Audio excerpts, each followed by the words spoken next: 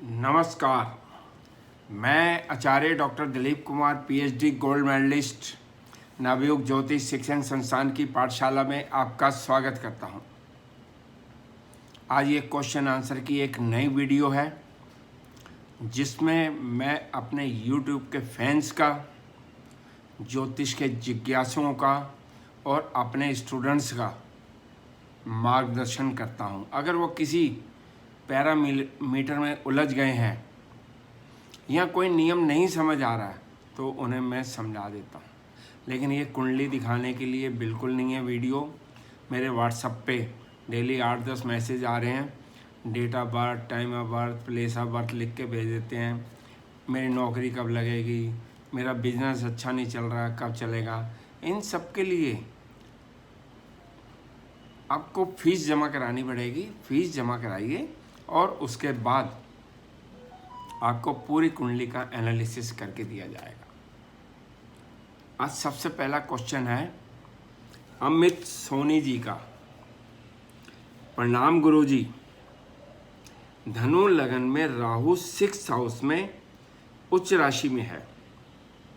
राहु की महादशा में रोग का नाश होगा या रोग में वृद्धि होगी। राहु त्रिष्टाय भाव यानी कि तीसरे, छठे, 11वें भाव में शुभ फल देता है। छठे भाव में राहु रोग का नाश करेगा और शुभ फल देगा। और भी बहुत सारे शुभ हैं। कोर्ट कचहरी में विजय प्राप्त होगी, शत्रुओं पर विजय प्राप्त होगी, शत्रुओं का नाश होगा। लेकिन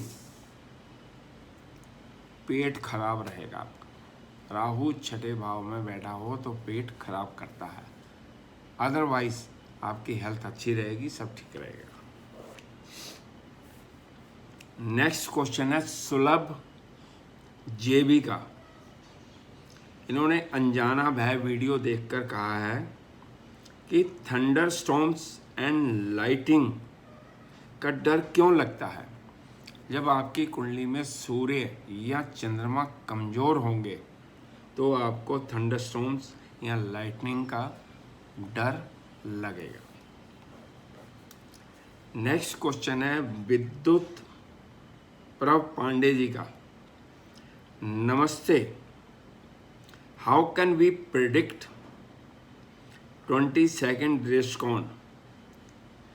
this count from according to lagnas 8th house और दृष्टिकोण लगन्स 8th हाउस।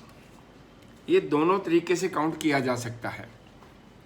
22वां दृष्टिकोण लगन से भी किया जा सकता है और दृष्टिकोण से भी किया जाता है।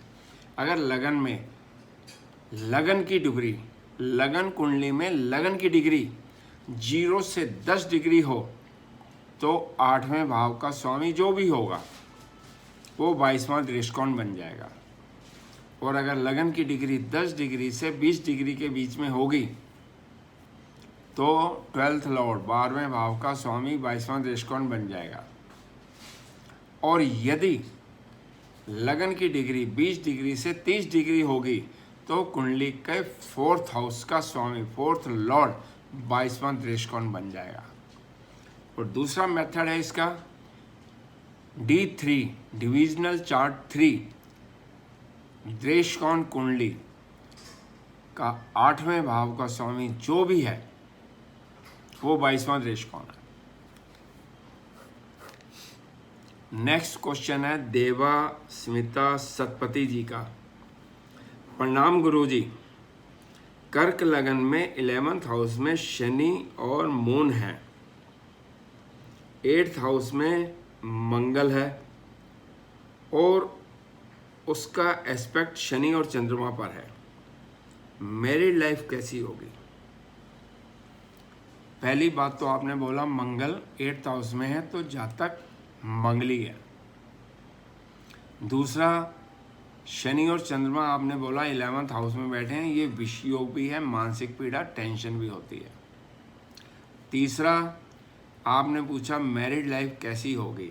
7th लॉर्ड शनि के ऊपर मंगल की दृष्टि है। 7th लॉर्ड पर पाप ग्रह का प्रभाव मैरिड लाइफ अच्छी नहीं करता।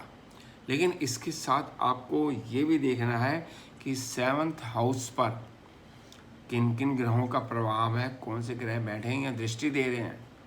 7th लॉर्ड का तो हमें आपने बता दिया, और विवाह का नेचुरल सिग्निफिकेटर शुक्र, उसकी भी पोजीशन देखनी चाहिए।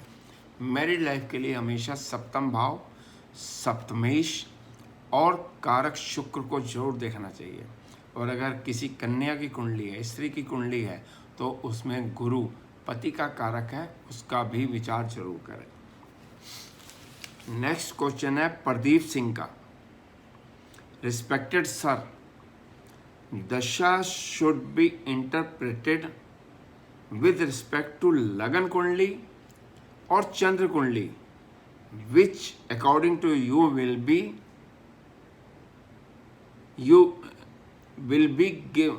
Give better results. Thank you. Pradeep Singh ji, दशा हमेशा लगन कुंडली के हिसाब से देखनी चाहिए, चंद्र कुंडली से नहीं देखी जाती। लगन कुंडली के हिसाब से ही पता चलेगा किस भाव के स्वामी की महादशा और अंतरदशा है, शुभ भावों के स्वामियों की है या अशुभ भावों के स्वामियों के, उसी से प्रभाव पता चलेगा। नेक्स्ट क्वेश्चन है चंद्रभूषण गुप्ता जी का।